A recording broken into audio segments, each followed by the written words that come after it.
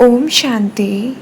आज की साकार मुरली है, मीठे बच्चे, तुम्हें नशा रहना चाहिए कि जिस शिव की सभी पूजा करते हैं वह अभी हमारा बाप बना है।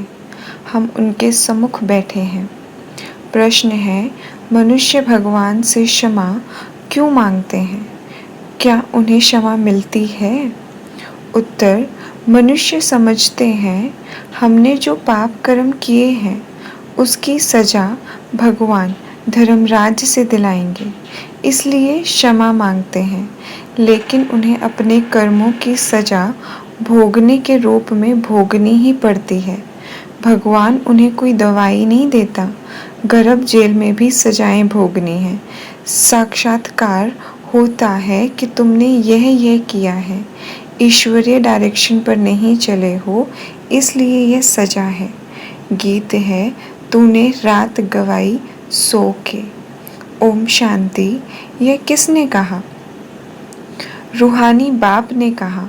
वह है ऊंच ते ऊंच, सभी मनुष्य से भी, सभी आत्माओं से भी।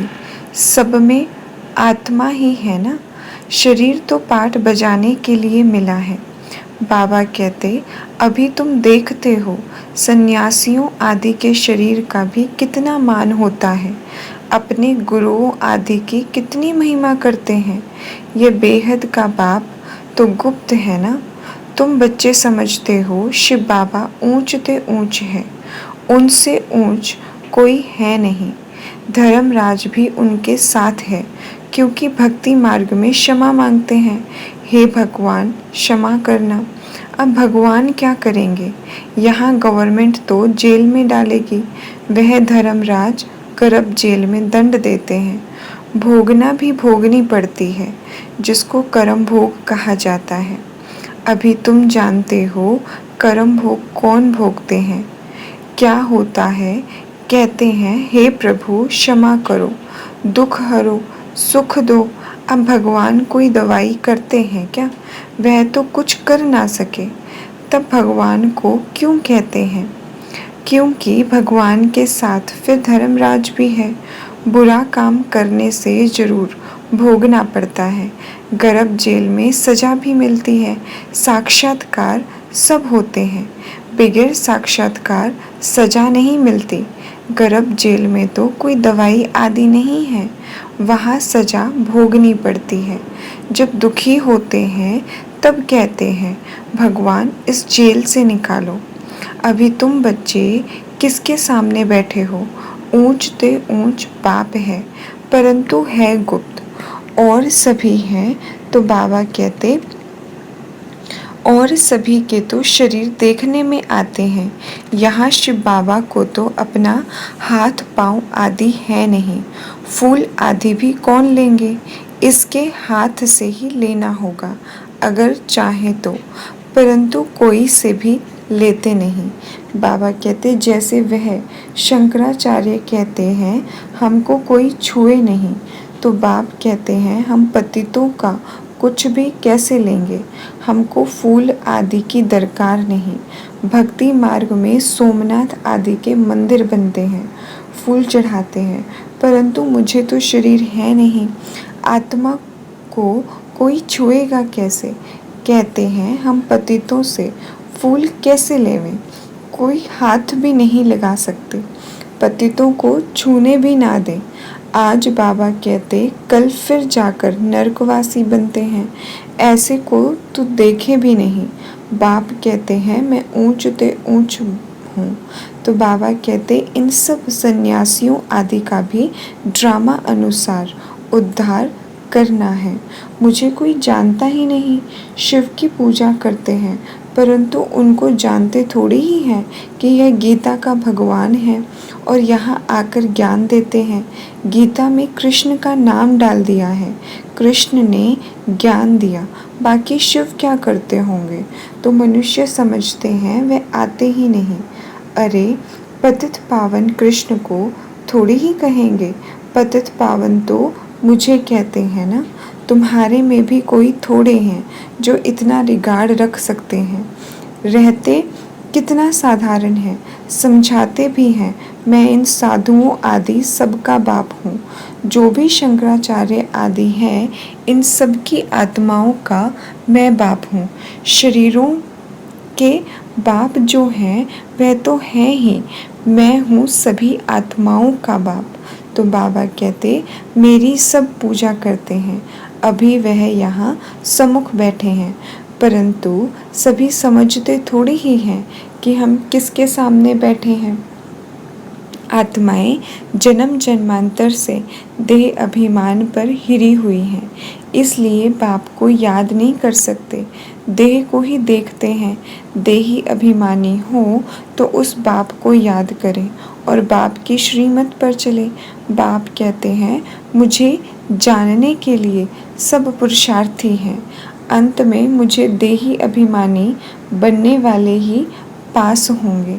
बाबा कहते, बाकी सब में जरा जरा देह अभिमान रहेगा। बाप तो है गुप्त, उनको कुछ भी दे नहीं सकते। बच्चियां शिव के मंदिर में जाकर समझा सकती हैं।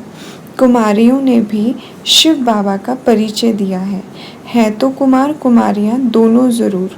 कुमारों ने भी परिचय दिया होगा। माताओं का तो खास उठाते हैं, क्योंकि उन्होंने पुरुषों से जास्ती सर्विस की है।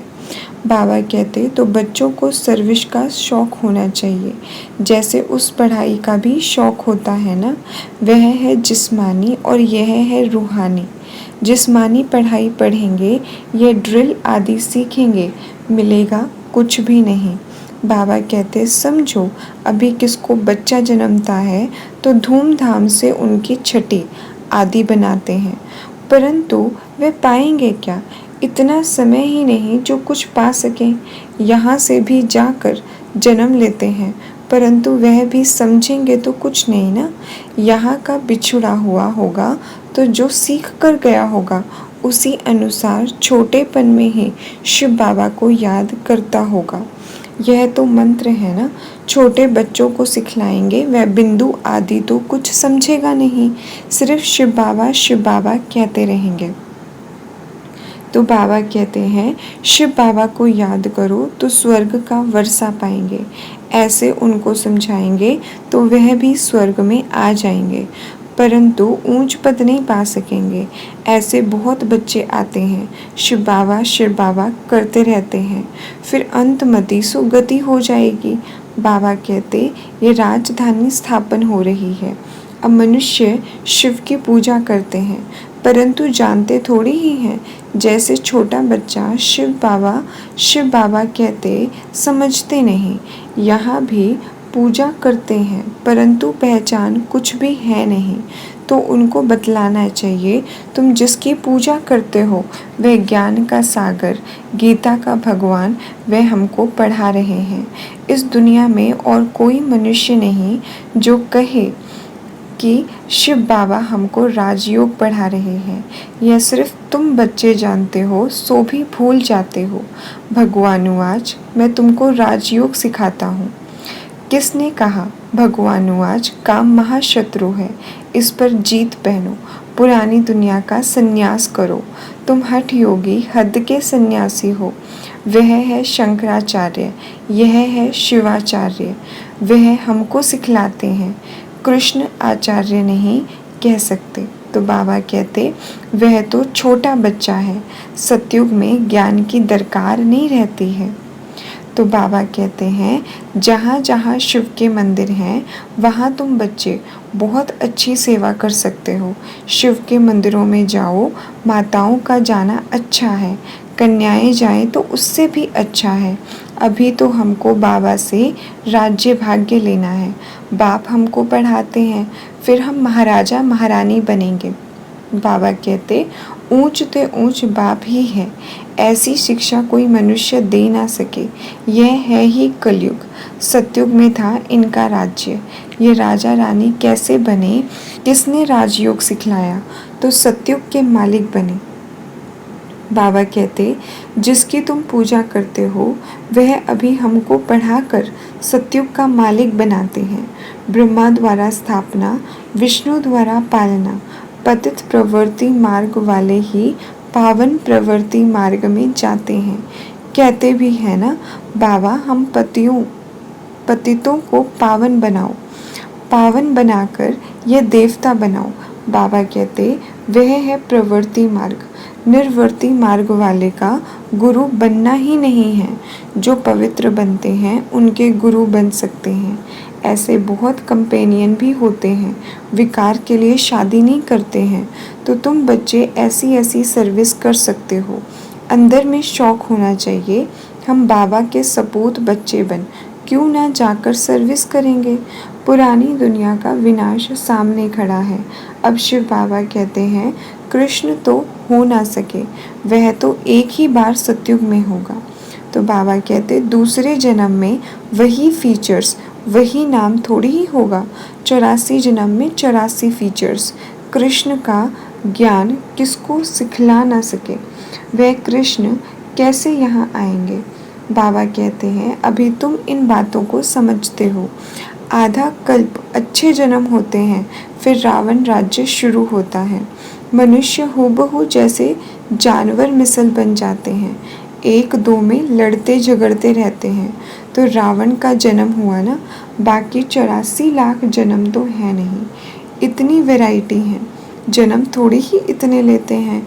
तो यह बाप बैठ समझाते हैं। वह है ऊंच दे ऊंच भगवान, वह पढ़ाते हैं। बाबा कहते नेक्स्ट में फिर वह भी तो है ना। नहीं पढ़ेंगे तो किसी के पास जाकर दास दासियां बनेंगे। बाबा कहते हैं क्या शिव बाबा के पास दास दासी नहीं बनेंगे। बाप तो समझाते हैं पढ़ते नहीं हो तो जाकर सतयुग में दास दासियां बनेंगे। जो कुछ भी सर्विस नहीं करते, खाया पिया और सोया, वे क्या बनेंगे। बुद्धि में आता तो है ना, क्या बनेंगे। हम तो महाराजा बनेंगे, हमारे सामने भी नहीं आएंगे। खुद भी समझते हैं ऐसे हम बनेंगे, परंतु फिर भी शर्म कहाँ है। हम अपनी उन्नति कर छुपा लेवे, समझते ही नहीं। बाबा कहते तब बाबा कहते हैं ऐसे मत समझो, ये ब्रह्मा कहते हैं हमेशा शिव बाबा के लिए समझो। शिव बाबा का तो रिगार्ड रखना है ना, उनके साथ फिर धर्मराज भी है, नहीं तो धर्मराज के डंडे भी बहुत खाएंगे। बाबा कहते कुमारियों को तो बहुत होशियार होना चाहिए। ऐसे थोड़ी ही यहाँ सुना बाहर गए तो खल्लास। भक्ति मार्ग की कितनी सामग्री है। अब बाप कहते हैं विष छोड़ो, स्वर्गवासी बनो। ऐसे ऐसे स्लोगन बनाओ, बहादुर शेरनियाँ बनो। बेहद का बाप मिला है, फिर क्या परवाह। गवर्नमेंट धर्म को भी नहीं मानती है, तो वह फिर मनुष्य से देवता बनने कैसे आएंगे। बाबा कहते वह कहते हैं हम कोई भी धर्म को नहीं मानते, सबको हम एक समझते हैं, फिर लड़ते झगड़ते क्यों हैं। झूठ तो झूठ, सच की रत्ती भी नहीं है। बाबा कहते पहले पहले ईश्वर सर्वव्यापी से ही झूठ शुरू होती है। हिंदू धर्म तो कोई है नहीं, क्रिश्चियन का अपना धर्म चला आता है। बाबा कहते हैं वह अपने को बदलते नहीं हैं, यह एक ही धर्म है जो अपने धर्म को बदल हिंदू कह देते हैं और फिर नाम कैसे कैसे रखते। श्री श्री फलाने, अभी श्री अर्थात श्रेष्ठ है कहाँ, श्रीमत भी किसी की नहीं। बाबा कहते यह जो उन्हों की आयरन एजेंट मत है, उनको श्रीमत कैसे कह सकते हैं। अभी तुम कुमारियाँ खड़ी हो जाओ तो कोई का भी समझा सकती हो, परंतु योग युक्त अच्छी होशियार बच्चियाँ चाहिए। अच्छा, मीठे मीठे सिक्के लते बच्चों प्रति मात पिता बाप दादा का याद प्यार, गुड मॉर्निंग। और रूहानी बाप की रूहानी बच्चों को नमस्ते जी। हम रूहानी बच्चों की रूहानी बाप दादा को गुड मॉर्निंग और नमस्ते जी। धारणा के लिए मुख्य सार है। पहला पॉइंट, अपनी उन्नति करने के लिए बाप की सर्विस में तत्पर रहना है। सिर्फ खाना पीना सोना यह पद गवाना है। दूसरा, बाप का और पढ़ाई का रिगार्ड रखना है। देही अभिमानी बनने का पूरा पूरा पुरुषार्थ करना है। बाप की शिक्षाओं को धारण कर सपूत बच्चा बनना है। वरदान है, स्वयं को विश्व सेवा प्रति अर्पित कर माया को दासी बनाने वाले सहज संपन्न भव। अब अपना समय, सर्व प्राप्तियां, ज्ञान, गुण और शक्तियां विश्व की सेवा अर्थ समर्पित करो। जो संकल्प उठता है चेक करो कि विश्व सेवा प्रति है।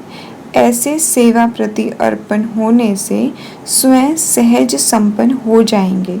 सेवा की लगन में छोटे बड़े पेपर्स या परीक्षाएं स्वतः समर्पण हो जाएंगे। फिर माया से घबराएंगे नहीं, सदा विजयी बनने की खुशी में नाचते रहेंगे। माया को अपनी दासी अनुभव करेंगे। स्वयं सेवा में सरेंडर होंगे तो माया स्वतः सरेंडर हो जाएगी। स्लोगन है, अंतर्मुखता से मुख को बंद कर दो तो क्रोध समाप्त हो जाएगा। अच्छा, ओम शांति।